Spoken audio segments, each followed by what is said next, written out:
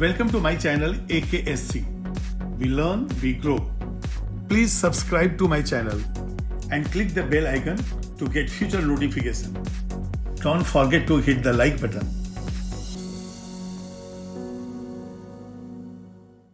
Hello everyone.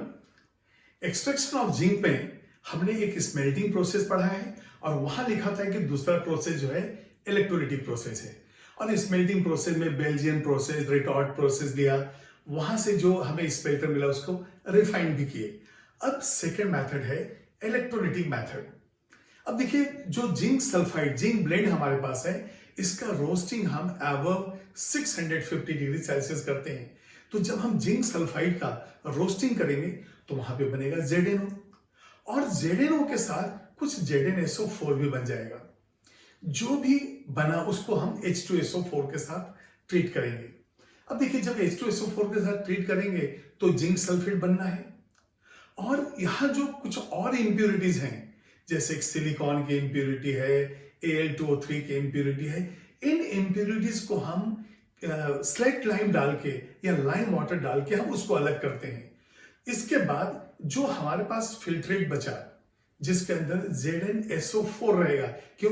ZnO भी H2SO4 के साथ रिएक्ट करेगा और ZnSO4 पहले से ही है। तो इस इलेक्ट्रोलाइट में आप देखेंगे कि ZnSO4 H2SO4 का कॉम्बिनेशन हो गया इलेक्ट्रोलाइट का। इसके अंदर हम एनोड जो यूज करते हैं वो होता है लेड का और जो प्योर मेटल एल्यूमिनियम है उसको हम यूज करते हैं कैथोड का। अब देखिए, जब इलेक्ट्रोलिसिस होगा तो जिंक जो है एल्यूमिनियम के ऊपर जो है डिपॉजिट हो जाएगा और एल्यूमिनियम के ऊपर से हम स्क्रैप करके इस जिंक को हम बाहर निकाल लेते हैं। एक चीज बहुत ध्यान देने वाली बात यह है कि इसके पहले कि हम ZnSO4 का इलेक्ट्रोलिसिस करें, जितने इंप्यूरिटीज हैं सबको निकाल लेना जरूरी है। यदि हम नहीं निकालेंगे तो गैल्वेनिक कपलिंग होगा और यहां पे जिंक डिसॉल्व हो जाएगा। इसलिए ZnSO4 प्लस H2SO4 जो आपने इलेक्ट्रोलिटिक सेल में एज इलेक्ट्रोलाइट लिया है, it should be free from the impurities. तो चलिए इसी को स्टेप वाइज हम देखते हैं। सबसे पहले हम देखेंगे zinc blend is roasted at 650 degree Celsius. अब जब 650 डिग्री सेल्सियस पे रोस्टिंग होगा तो क्या क्या पॉसिबिलिटीज हैं? ZnS plus O2 gives ZnO plus SO2। ठीक है, अब इसको मैं ऐसा कर देता हूं 2 टाइम्स Zn, तो ये हो जाएगा 3 टाइम्स ऑक्सीजन। 4 2 6 हो गया, ये बैलेंस है। अब देखिए, कुछ जो है ZnO के साथ ZnSO4 भी बनेगा, तो यहां पे ZnS प्लस 2O2। अब ये हीटिंग तो है क्योंकि टेम्परेचर बहुत ज्यादा है, यहां से बना ZnSO4। एक चीज आपको देखना है कि जो मिल्क ऑफ लाइम है, स्लेट लाइम को ही हम डिसॉल्व कर देंगे। अब ये बताइए, milk of lime, slate lime और लाइम वाटर तीनों का chemical composition CaOH taken twice है। तो फिर डिफरेंस क्या है? यदि semi solid form CaOH taken twice का है तो ये होगा स्लेट लाइम, और यदि इसका सस्पेंशन जैसे लगे एक ग्लास से दूसरे ग्लास पे आप मिल्क को ट्रांसफर कर रहे हैं, ऐसा आपने सस्पेंशन लिया है CaOH टेकन ट्वाइस का, तो ये हो गया मिल्क ऑफ लाइम। और यदि आपने इस ग्लास, ये देखिए एक 1 लीटर का मैंने जार लिया है, इसके अंदर वाटर है, yes I can see all of you, yes transparent है, और इसमें थोड़ा सा कैल्शियम हाइड्रोक्साइड मैंने डाल दिया। इसको हम शेक करेंगे, यस, अरे अभी भी बिल्कुल ट्रांसपेरेंट है और बिल्कुल वाटर के जैसा दिख रहा है, तो ये हो गया लाइम वाटर। तो यहां पे मिल्क ऑफ लाइम या लाइम ऑफ वाटर और लाइम वाटर से, और lime water removes impurities of, अब यहां पे लिखे सिलिकॉन हुआ, Al2O3, ये सारे इंप्यूरिटीज जो है हम यहां पे निकाल देते हैं। ठीक है, तो अब जो है हमारे पास जिंक ऑक्साइड है और ZnSO4 है। हम इस फिल्ट्रेट से बाकी जो इंप्यूरिटीज है उसको भी निकालने के बाद हम ZnSO4, ZnO और H2SO4 के साथ मिक्स करके एज इलेक्ट्रोलाइट हम यूज करेंगे।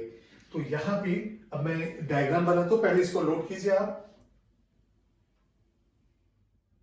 अभी इन इम्प्योरिटीज को निकालने के बाद जो हमारे पास फिल्ट्रेट बचा है उसके अंदर हम जिंक डस्ट डालते हैं, और जिंक डस्ट डालने से जो कॉपर एंड कैडमियम के इम्प्योरिटीज हैं वो प्रिसिपिटेट हो जाते हैं। तो यहां पे in the filtrate zinc dust is added.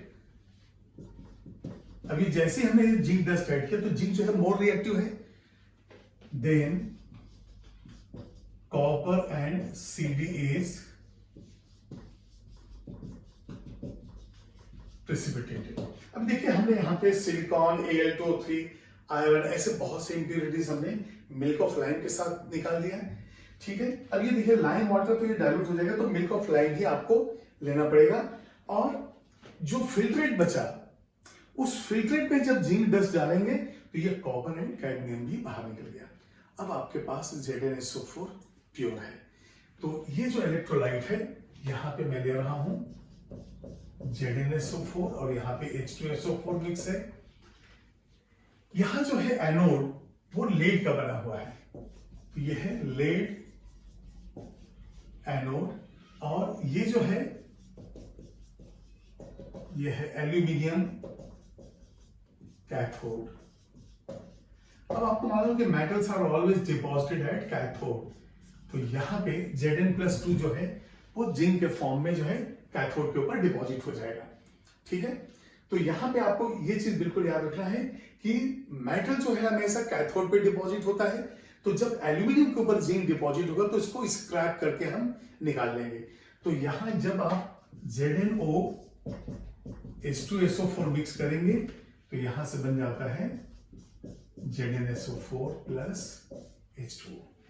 तो अब यहाँ पे 99.99% जो है हमें मिलता है जिंक। क्यों? क्योंकि बाकी इंप्योरिटीज आपने निकाल लिया है। तो जिंक प्योरिटी इज 99.99%। एक बार जस्ट हम रिवीजन कर लेंगे, उसके बाद फिर मैं क्वेश्चन के ऊपर जाऊंगा। देखिए जिंक ब्लेंड का रोस्टिंग हमने 650 पे किया है, ZnO ZnSO4 मिला है। मिल्क ऑफ लाइम से हमने कुछ इंप्योरिटीज निकाल ली है जो सिलिकॉन, आयरन, Al2O3 जैसा है, और जो फिल्ट्रेट बचा उसमें जिंक डस्ट डाल के हमने कॉपर एंड कैडमियम को भी निकाल लिया। अब एक चीज दिमाग में बिल्कुल आपको रखना है कि यहाँ पे यदि इंप्योरिटीज न निकले तो क्या होगा। देखिए यदि इंप्योरिटी है तो इंप्योरिटी भी जिंक के साथ डिपॉजिट होगा और वहां पे गैल्वेनिक कपल होगा बनेगा, जिसकी वजह से जिंक डिसॉल्व हो जाएगा। तो जिस जिंक को हम चाहते थे डिपॉजिट करना वो डिसॉल्व होकर इलेक्ट्रोलाइट में आ जाएगा। इसलिए the electrolyte should be free from impurities, कोई दूसरा मेटल नहीं होना चाहिए। और जब उसका इलेक्ट्रोलिसिस करेंगे तो एनोड हम ले लेते हैं लेड का और एल्यूमिनियम कैथोड का। एल्यूमिनियम के ऊपर जो है जिंक डिपॉजिट होगा, फिर जिंक को स्क्रैप करके हम निकाल लेंगे और वो होगा 99.99%। ठीक है, इसको नोट कीजिए, फिर देखते हैं क्वेश्चन।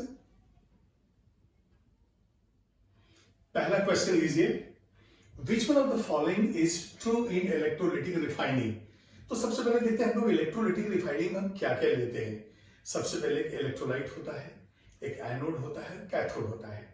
आपको मालूम है कि metals are always deposited at cathode. तो मेटल यदि इम्प्योर हो तो उसको क्या बनाना चाहिए, एनोड। तो एनोड यदि इम्प्योर मेटल है और प्योर मेटल कैथोड है तो इलेक्ट्रोलिसिस हो जाएगा। तो यहां पे देखते हैं क्या क्वेश्चन है, impure metal is made cathode, wrong. Impure metal is made anode, बिल्कुल करेक्ट है। फिर भी दो और चेक करते हैं, impure metal is made cathode, ये गलत हो गया। अब बोथ है तो प्योर है तो फिर जरूरत क्या है हमें इलेक्ट्रोलिसिस करने का। तो इसका मतलब क्या हो गया, आपका आंसर हो गया डी। तो इम्प्योर जो है वो होना चाहिए एनोड और प्योर जो है रॉड होना चाहिए वो कैथोड। सेकंड क्वेश्चन को देखिए, electrolytic reduction technique is used in the extraction of. हम हर जगह तो इलेक्ट्रोलिटिक रिडक्शन यूज नहीं करते हैं, लेकिन जो बहुत ही रिएक्टिव जो मेटल है जैसे कि एल्यूमिनियम है, सोडियम है, मैग्नीशियम है, इनके केसेस में हम इलेक्ट्रोलिटिक रिडक्शन लेते हैं। तो देखते हैं आंसर क्या क्या है, highly electronegative no, transition metals no guarantee, metallites नहीं, हाई इलेक्ट्रोपॉजिटिव एलिमेंट, ये हमारा आंसर है। जिसका इलेक्ट्रोपॉजिटिव कैरेक्टर ज्यादा है, जो मोर मेटेलिक है, उसको हम इलेक्ट्रोलिटिक रिडक्शन से प्रोड्यूस करेंगे। और एग्जांपल क्या हो जाएगा यहाँ पे, सोडियम, मैग्नीशियम, एल्यूमिनियम। ठीक है। Third question, which of the following is are extracted by the electrolytic reduction. अच्छा, जस्ट अभी हम लोगों ने डिस्कस ही किया है, एल्यूमिनियम बिल्कुल सही है, मैग्नीशियम बिल्कुल सही है, थर्ड क्या है, सिल्वर। नो, थर्ड सिल्वर नहीं है, सिल्वर का मेथड जो है अलग है, क्योंकि जो है ओर से हम नहीं लेते हैं। एक्सट्रैक्शन का मतलब हो गया हम ओर से क्या कर रहे हैं, रिफाइन नहीं कर रहे हैं। तो यहां पे एल्यूमिनियम, मैग्नीशियम ओनली, तो फर्स्ट एंड सेकेंड, तो फर्स्ट एंड सेकेंड हमारा आंसर ये हो गया। ठीक है, ये एक्सट्रैक्शन है, तो हम रिफाइंड सिल्वर के बारे में नहीं, हम एक्सट्रैक्शन की बात कर रहे हैं, जहां पे cyanide process, MacArthur Forrest process होता है, हाइड्रोमेटलर्जी है, मेटल डिस्प्लेसमेंट टेक्निक है, लेकिन इन दोनों केसेस के अंदर ये इलेक्ट्रोलाइटिक रिडक्शन है। ठीक है, तो ये सारे क्वेश्चंस भी नोट कर लीजिए आप।